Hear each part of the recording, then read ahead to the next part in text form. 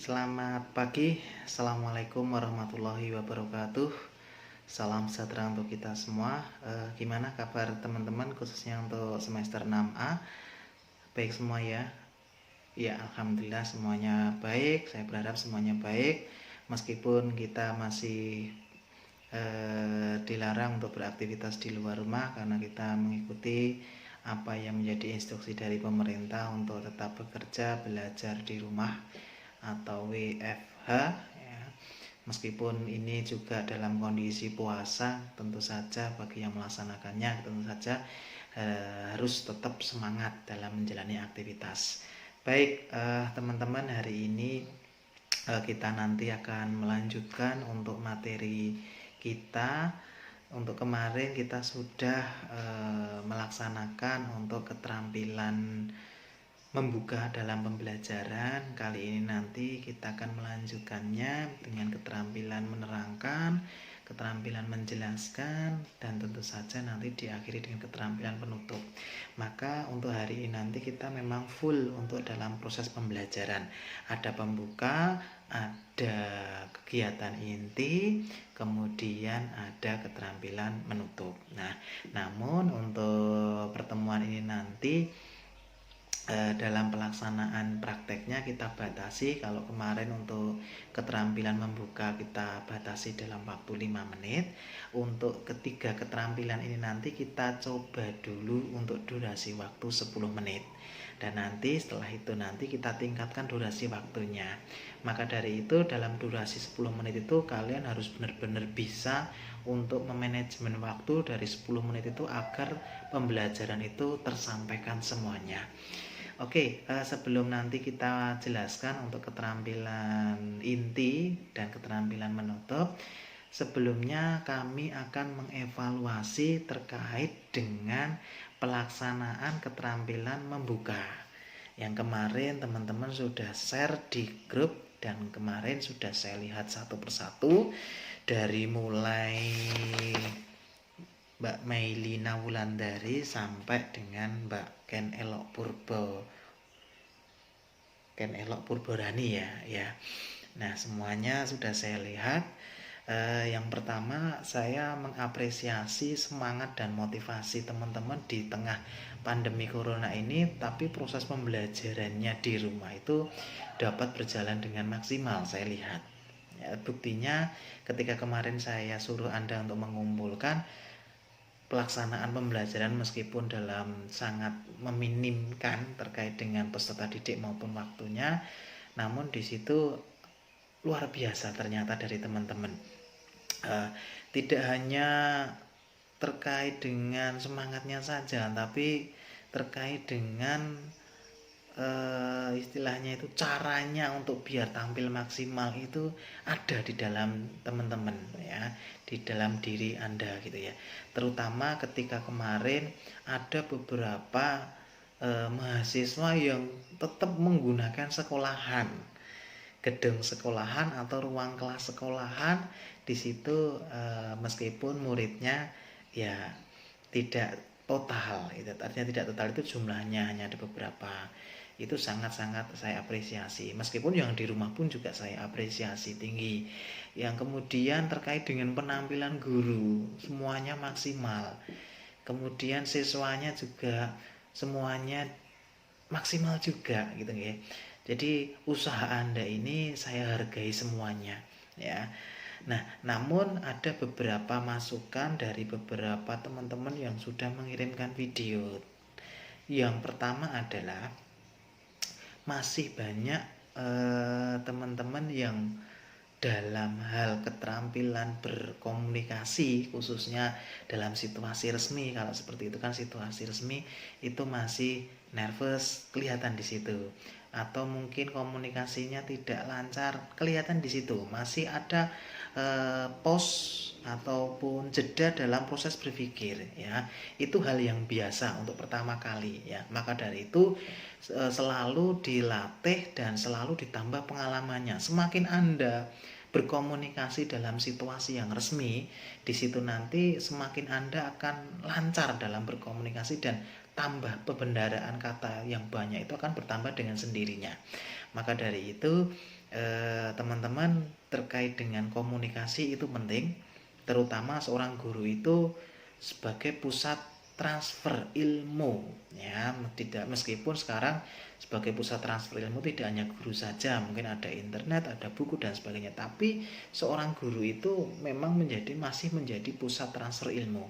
Makanya ketika mentransfer ilmu, senjata yang paling utama adalah komunikasi. Ya, maka dari itu terkait dengan komunikasi, teman-teman tidak hanya belajar, berlatih, berkomunikasi dalam micro teaching, tapi dalam kehidupan sehari-hari silahkan ditambah pengalaman untuk berkomunikasi. Berkomunikasi dalam situasi yang resmi itu bisa diwujudkan dalam masyarakat, misalkan dalam rapat RT, ataupun di dalam Karang Taruna, ataupun dalam ikatan remaja masjid misalkan, ataupun dalam kegiatan peribadatan yang lain. Nah, di situ nanti pasti akan menambah ilmu komunikasi dari teman-teman semuanya. Kemudian masukannya adalah terkait dengan body language. Body language itu bahasa tubuh. Jadi ketika Anda berbicara itu jangan kaku gitu ya. Jangan kaku itu dengan muka datar, kemudian tubuhnya itu benar-benar kaku gitu lah. Artinya kaku itu Anda belum bisa untuk atau beberapa hal yang belum bisa istilahnya itu mengeksplor dari organ-organ tubuh Anda, misalkan tangan, misalkan terkait dengan mata, itu juga harus bisa berbicara. Jadi ketika Anda itu menjelaskan atau Anda berbicara dengan lawan bicara Anda, itu nanti bisa menggunakan tangan untuk membantu menjelaskan, itu sangat-sangat diperlukan. Jadi jangan sampai polos banget gitu ya, sehingga nanti teman-teman dalam mentransfer ilmu dari yang Anda miliki kepada peserta didik itu akan lebih mudah untuk dicerna, itu maksud saya. Kemudian hal-hal yang lain yaitu tadi memang karena dasarnya adalah Anda masih belum terbiasa, sehingga ada hal-hal yang mungkin agak belum bisa maksimal. Sehingga kalau belum terbiasa, nervous, kemudian grogi, meskipun itu hanya dengan 2 murid, 1 murid, tapi rasa grogi itu masih sangat-sangat tampak. Karena grogi tersebut membuat Anda itu nanti akan istilahnya kelancaran dalam berkomunikasi tadi ataupun penguasaan materinya akan hilang.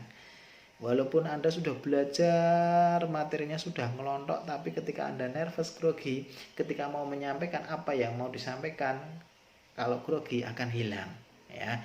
Maka dari itu sekali lagi ditambah pengalamannya.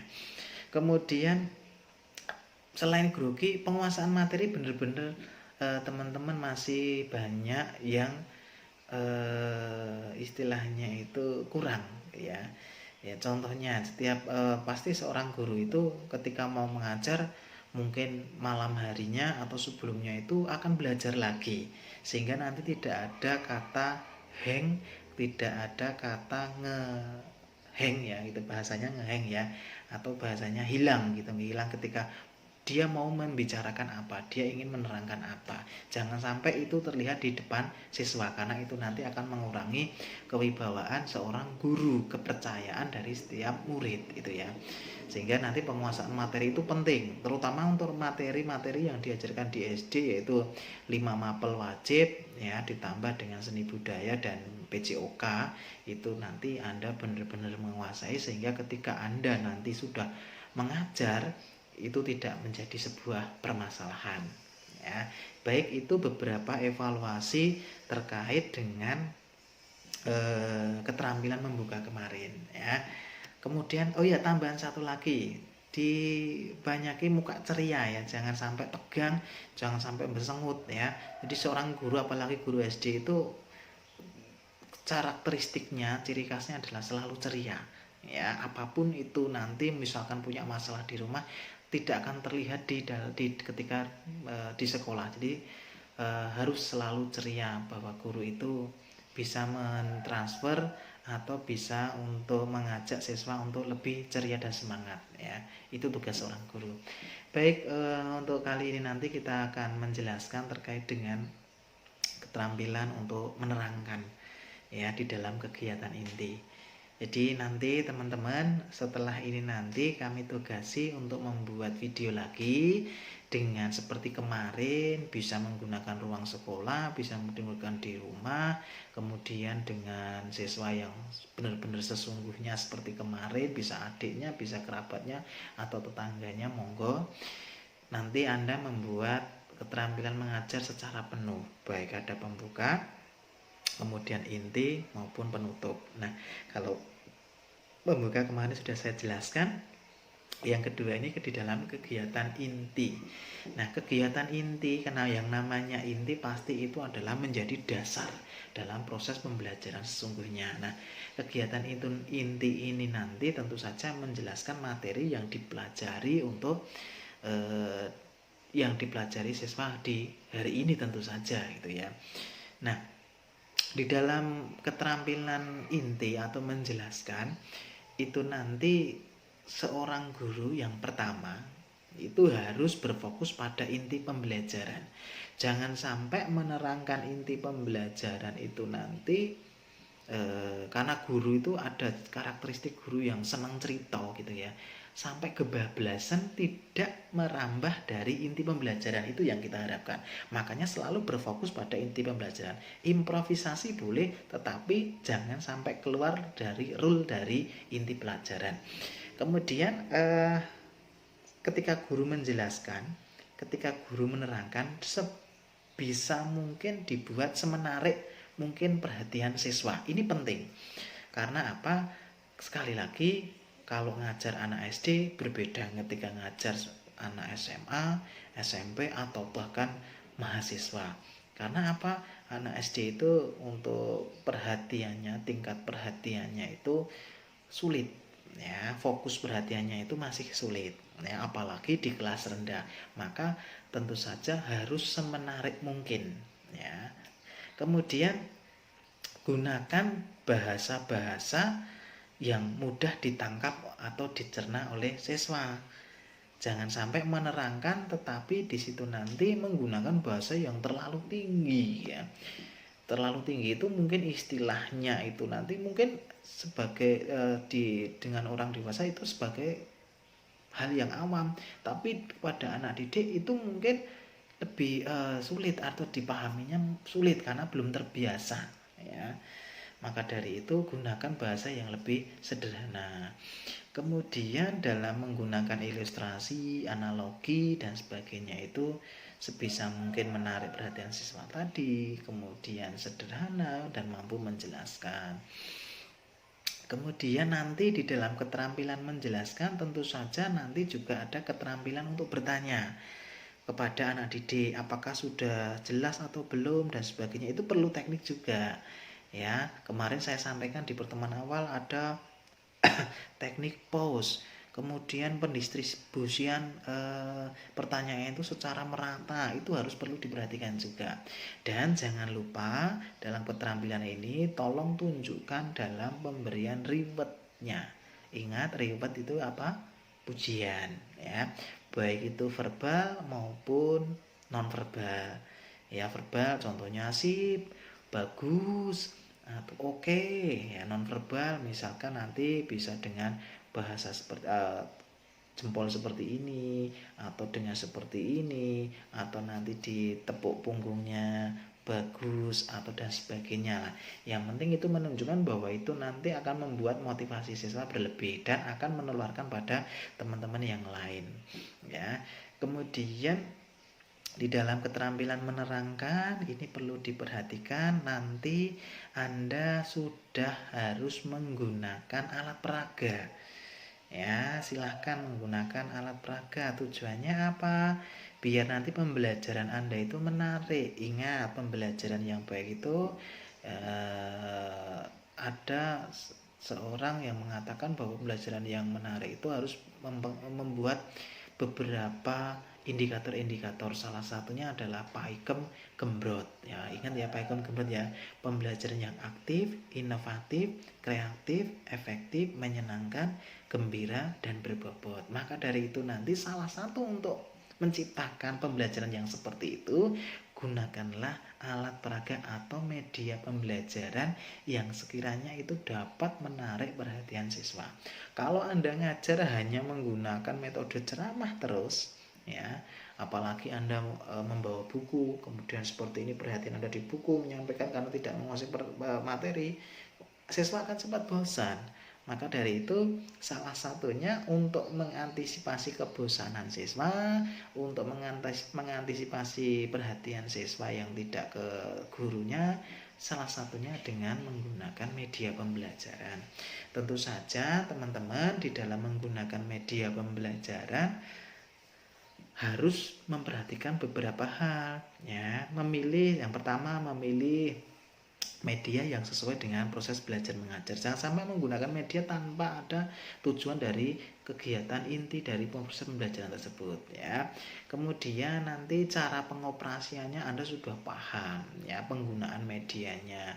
Artinya guru harus terampil menggunakan media. Nah, media itu nanti bisa menggunakan alat peraga konkret, ya, atau dengan misalkan dengan menggunakan puzzle atau menggunakan yang lain lah.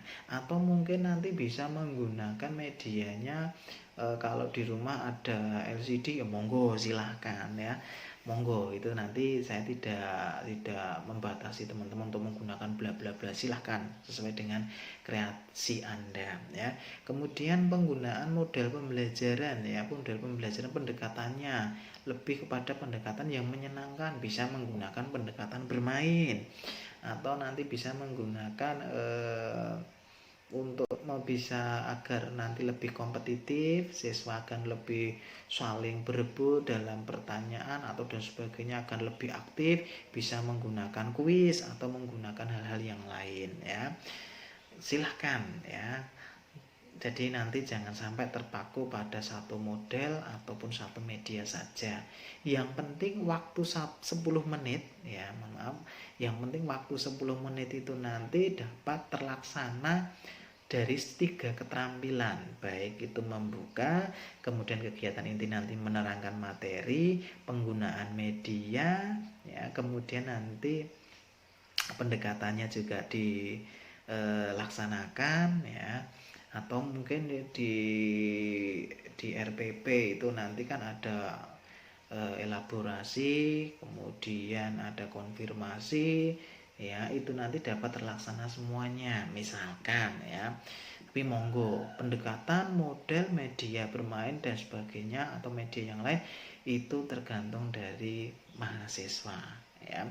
Kemudian setelah itu nanti ada keterampilan menutup, ya. Nah, perlu diperhatikan jangan sampai dalam keterampilan menutup itu kebanyakan mahasiswa langsung menutup, beri salam kemudian selesai.